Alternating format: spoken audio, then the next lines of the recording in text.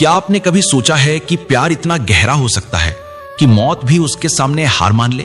जब राधा का आखिरी समय आया होगा तो वहां का माहौल कैसा होगा?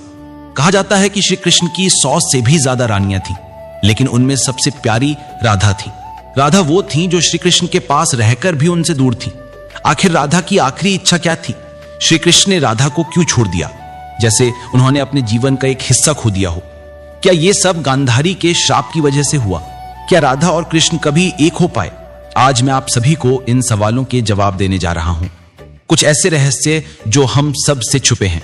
ये एक ऐसी प्रेम कहानी है जिसका ना कोई शुरुआत है और ना कोई अंत। आइए हम इस यात्रा पर चलते हैं जहां हम जानेंगे कि कैसे श्री कृष्ण और राधा एक हुए, कैसे उनका प्रेम मृत्यु के बाद भी जिंदा रहा। अगर आप हमारे चैनल पर नए हैं तो इस वीडियो को लाइक जरूर करें और कमेंट में राधे राधे लिखना ना भूलें। आप सबने सुना ही होगा कि महाभारत के बाद माता गांधारी ने श्री कृष्ण को श्राप दिया था। उसी श्राप के कारण द्वारका नगरी समुद्र में डूब गई और अंत में श्री कृष्ण ने भी अपना देह त्याग दिया। हम में से ज्यादातर लोग यही मानते हैं कि यहीं पर श्री कृष्ण की कहानी खत्म हो जाती है, लेकिन असल में ऐसा नहीं है। श्री कृष्ण और राधा रानी की एक अद्भुत प्रेम गाथा है जिसे बहुत कम लोग जानते हैं। बरसाना कोई आम जगह नहीं थी, ये एक पवित्र स्थान था। वहां की पुरानी पगडंडियों पर कभी श्री कृष्ण अपनी लीलाएं किया करते थे। आज भी वहां प्रेम, हंसी, बांसुरी की धुन और उस दुख की गूंज बाकी थी जिसने युगों युगों से प्रेमियों को जिंदा रखा है। लेकिन इस प्रेम कहानी की शुरुआत ना बरसाने से होती है, ना उन गलियों से। इसकी शुरुआत तब होती है जब राधा बूढ़ी हो चुकी थी। उनका शरीर झुक गया था, लेकिन उनका मन आज भी पूरी तरह श्री कृष्ण का था। उनका दिल आज भी उनके लिए धड़कता था। जब कोई बांसुरी बजाता तो राधा के चेहरे का सारा दुख गायब हो जाता। उनका मन खुशी से भर जाता और एक हल्की सी मुस्कान छा जाती, जैसे पुरानी यादें फिर से ताजा हो गई हूं। जब श्री कृष्ण ने मथुरा छोड़ा था तब राधा ने ना तो कहीं शरण ली, ना ही किसी से शादी की। वे अकेले रहने लगी। हर सुबह वे उठती, यमुना के किनारे जाती और जल चढ़ाती, फिर अपनी कुटिया में लौटकर श्री कृष्ण के आने का इंतजार करती। यही उनकी दिनचर्या थी। वे हर दिन यही करती, मानो उन्हें पक्का यकीन था कि कृष्ण जरूर लौटेंगे। गांव वालों को नहीं पता था कि राधा कौन है और कहां से आई हैं। वे उन्हें एक साध्वी समझते थे, लेकिन सभी जान गए थे कि राधा का सब कुछ श्री कृष्ण को समर्पित है, मानो उन्होंने अपना पूरा जीवन ही कृष्ण के नाम कर दिया हो। एक सुबह राधा अपनी आदत के मुताबिक यमुना तट पर जल चढ़ाने गई। तभी उन्होंने आसमान की ओर देखा। चारों तरफ सन्नाटा छा गया। उनके दिल में एक अजीब सी हलचल हुई, जैसे पूरा ब्रह्मांड उन्हें कुछ बताना चाहता हो। उसी दिन वे अपनी कुटिया में तुलसी के पौधे के नीचे बैठ गईं और बोली, अब मेरे जाने का समय आ गया है, लेकिन मैं तब तक अपने शरीर को नहीं छोड़ूंगी जब तक श्री कृष्ण खुद मुझे विदा ना करें। राधा ने कहा, मैं तभी शरीर को त्यागूंगी जब श्री कृष्ण मेरे सामने आएंगे और प्यार से मेरा नाम लेंगे, राधे। यह सुनकर गांव वाले हैरान हो गए। वे सोचने लगे कि इतना बड़ा राजा एक बूढ़ी औरत से मिलने क्यों आएगा, लेकिन किसी ने भी राधा की भक्ति पर शक नहीं किया। राधा ने अपना पूरा जीवन श्री कृष्ण के प्रेम में बिताया था। उनके दिल में आज भी कृष्ण के लिए अनोखा प्रेम था। उधर द्वारका में बैठे श्री कृष्ण का दिल सूना था। कहते हैं सब कुछ पाने के बाद भी इंसान के पास कुछ नहीं होता।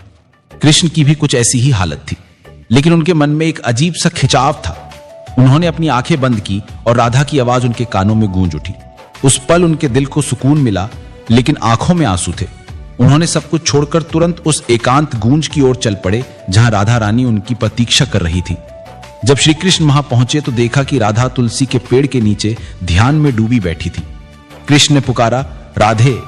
ये आवाज सुनते ही राधा की आंखें खुल गईं। उनके चेहरे पर खुशी की लहर दौड़ गई।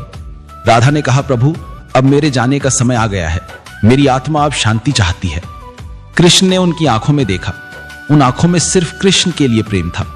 न उसे शब्दों में बयां किया जा सकता था, न छिपाया जा सकता था। श्री कृष्ण ने राधा का हाथ थाम लिया।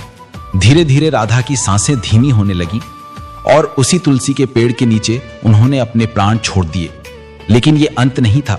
उसी पल एक ऐसा रहस्य जन्मा जिसे सुनकर आप हैरान रह जाएंगे। राधा रानी ने अपने शरीर को छोड़ दिया था और उनकी आत्मा को मोक्ष मिल चुका था, लेकिन उनके आखिरी शब्द अभी भी कृष्ण को भूल नहीं पाए थे।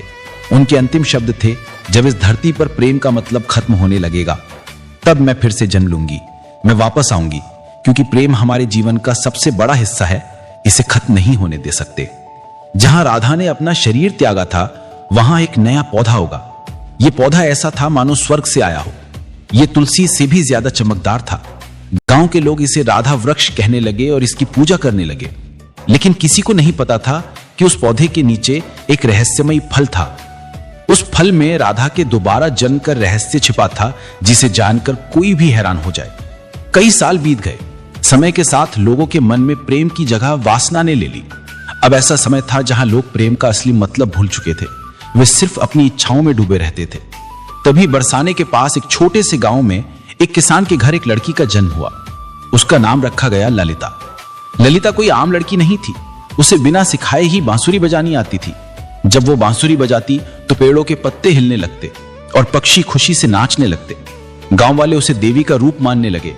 वे कहते, इसे देखकर राधा रानी की याद आती है। ललिता अब 7 साल की हो गई थी। एक दिन वो यमुना नदी के किनारे बैठी थी, तभी वहां से एक संत गुजरे। जैसे ही उन्होंने ललिता को देखा, वे रुक गए और बोले, वही आंखें, वही प्यारी मुस्कान, राधा तुम वापस आ गई। ललिता को अक्सर सपने में एक सुंदर श्याम रंग का पुरुष दिखता। वो कुछ बोलता नहीं, बस बांसुरी बजाता रहता। उसकी बांसुरी की धुन ललिता के दिल को छू लेती थी। वो पुरुष कोई और नहीं, श्री कृष्ण थे। एक सुबह ललिता को फिर वही सपना आया। उसने अपनी मां से पूछा, मां प्रेम क्या होता है? मां ने हंसते हुए कहा, तू अभी छोटी है, तुझे प्रेम का क्या पता। ललिता चुप हो गई, लेकिन उसे